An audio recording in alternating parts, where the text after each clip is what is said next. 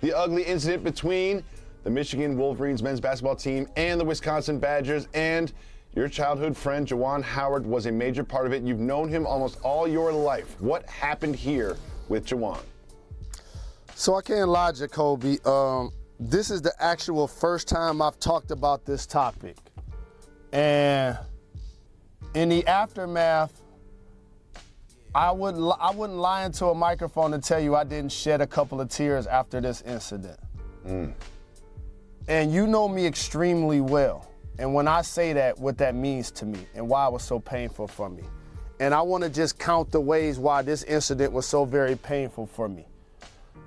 I wish this wouldn't have happened on so many different levels, and let me explain to you why. First and foremost, shout to Michael Finley, who was there to get his number retired, Proviso East, Illinois. We went to Wisconsin as freshmen, and he and Tracy Webster waxed us then.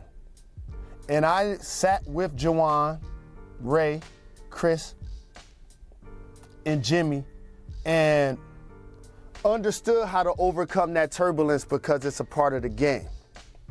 And so, as I look at the adults in this situation, the head coaches, Juwan and Coach Gard, they're both going to look back at this scenario and tell themselves things that they shouldn't have done and things they won't do going forward.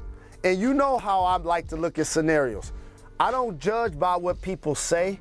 I go by what they're going to do going forward. And so let me project with the Wisconsin coaches and the Michigan coaches are going to do different going forward. And of course, Juwan deserves to be punished.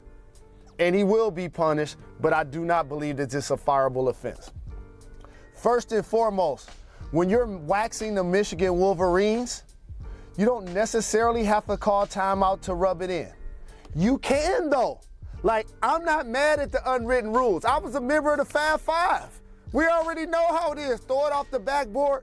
In the Big Ten, Michigan is the storied program in that conference. So when people beat us, they're going to have an extra little enthusiasm towards it. I know that. As somebody that grew up in Detroit, went to Michigan, played there, I'm a season ticket holder and an alum, and Juwan knows that too.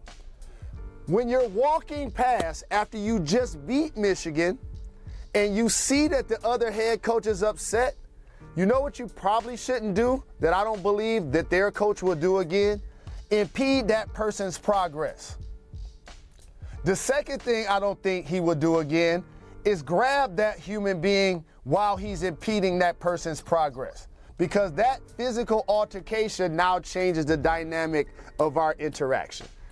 As a human being, we both know once you start putting your hands on me, that starts to change what you've said and what you've done. But once he puts his hands on him, and all of a sudden it becomes an altercation, Juwan set him straight. He told him multiple times, don't put your hands on me. Don't put your hands on me. Don't put your hands on me. So I think he was kind of straightened out. The assistant coach coming to his head coach's defense for Wisconsin, you know, trying to get through the scrum, did put his hands on the Michigan player a little aggressively, and Juwan, being defensive of his player, then what I call overreacted. And when he overreacted, he mushed, smacked the assistant coach upside the head. That's something that he knows he can't do. That's something that he would not do if that situation happens again. Now, after that, when there's an altercation with both of the teams, that's also both sides knowing something that can't, shouldn't, and won't happen again. Because you got to find ways to control yourself. Michigan when you're getting waxed, Wisconsin when you're winning the game. So I think it's going to be a lesson to be learned for everyone involved. I'm not going to act like this is the worst thing or even close to remotely one of the worst things that I've seen coaches do. And I've seen coaches threaten to kill another coach. I've seen coaches have multiple allegations to get other jobs. It just happens. Like, these human beings are at work, and it's the heat of the battle, and sometimes the heat of the battle, your cup overflows. And that happens with Juwan. And I got to say this. I was watching recently the Janet Jackson documentary, and it reminded me of when Michael was going through his allegations, his sister And his family members who love him are now in a position to talk about what just happened with their brother. Like me right now with Juwan, right?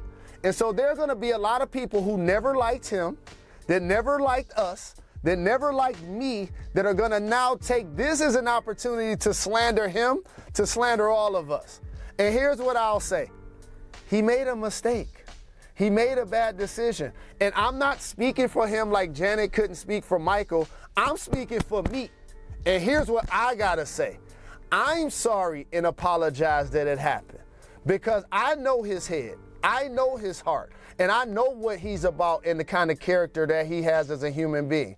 And I know that that was a lapse of judgment. And through that, yes, he's going to get punished, but I think ultimately, as we move on and graduate, there are going to be people on both sides that look back at this scenario and realize what they could have done different, including Juwan, obviously. Yes, and I hope that all of those lessons were learned by everyone involved and other people who just saw this incident and how it escalated. And to me, it was just that. It was a process of escalation. And anyone who's been in any sort of incident knows how this can happen. Wisconsin calls a timeout. Juwan doesn't want to shake a hand. Wisconsin coach guard wants to explain himself. Juwan doesn't want to be touched. And then he gets touched. And it just keeps going and get bigger and bigger. Next thing you know, we have a fracas that involves multiple young student athletes and adult coaches, and it looks very ugly. Thanks for watching ESPN on YouTube. For live streaming sports and premium content, subscribe to ESPN Plus right now.